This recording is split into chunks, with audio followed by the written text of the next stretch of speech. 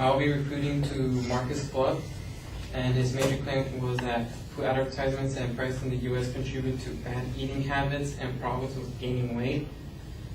His secondary claims were that fast food advertisement causes bad eating habits in America, unhealthy food is cheaper than healthy food, and that lower income areas have higher obesity rates.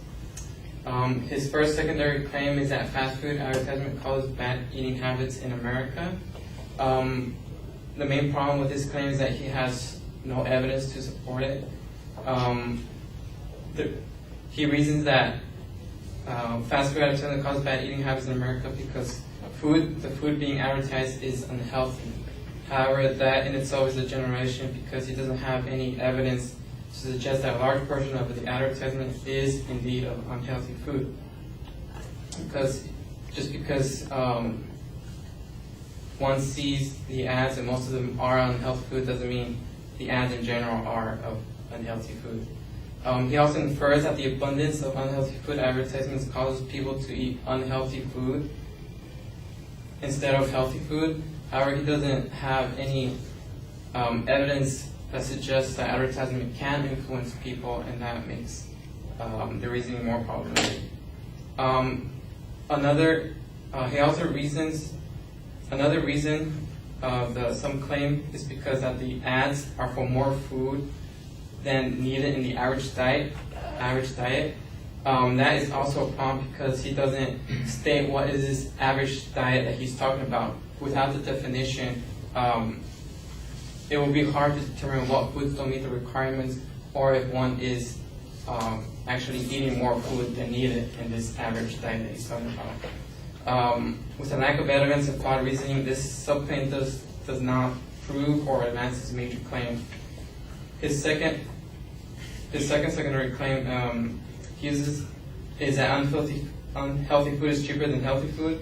He uses an example of that most people buy a cup of noodles because it is cheaper.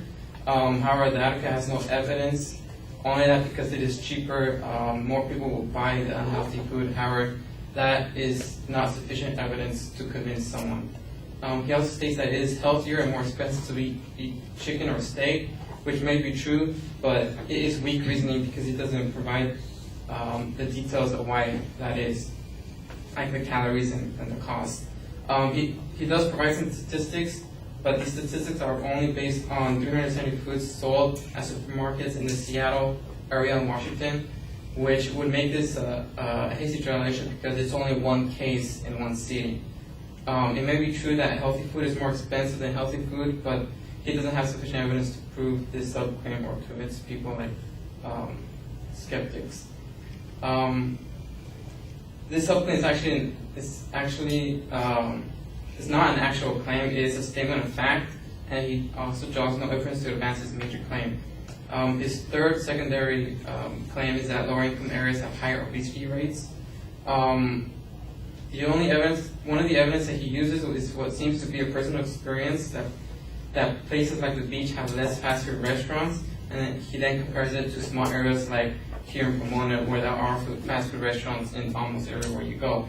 However, he doesn't provide any statistics to support his experience. This also begs the question, is he also implying that we have low income in Pomona, or does Pomona also have high obesity rates? Another evidence that he uses is a study by New York University that suggests there is a direct correlation between income and obesity, and lower income areas exercise less. However, that study is questionable because the article does not state the number of neighborhoods in the study.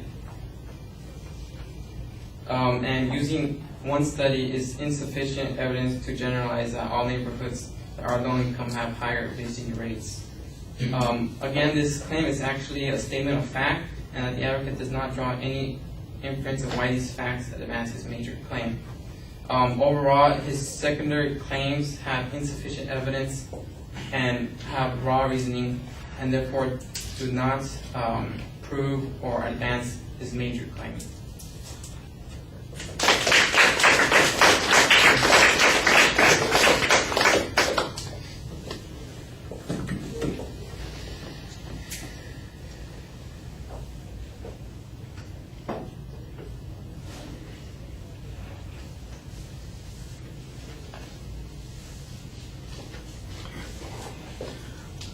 Right. The major issue that I have with your response is that you could have given it almost immediately after the presentation before. There's no original research in your argument to offer as a contrast to the evidence that is being presented by the advocate. There's no particular reason to challenge the evidence except for presses, basic questions, and potential deficiencies in the argument without showing that those deficiencies either really do exist or that they are significant or that others have suggested that there's a problem with the research. It's mostly just, like the last one where you're talking about the poverty and it being related to obesity and a lack of exercise, and say, well, we don't know what neighborhoods they did. Well, you know what? How important is that to know when we're talking about the results of that research? I don't know.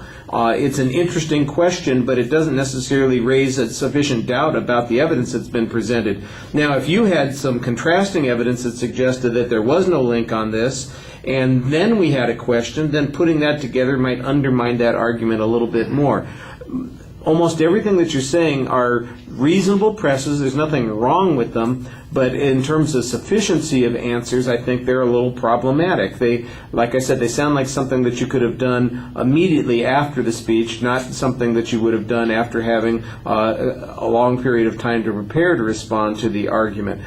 It's reasonably well organized, and you ask some legitimate questions, but it doesn't feel like it's been developed much as an argument. It's just intuitively, well, what could I say about this? What could I say about this? What could I say about this? And you found a couple of good things to say, but they're not necessarily great things to say, and there's not any reason to believe them more than anything that the advocate said. If I was forced to choose between the two positions at the end of a conflict over this issue, at least the advocate cited evidence. All you did was ask questions, and the questions don't necessarily trump the research that's been done or the examples that the advocate presents. All right, thank you.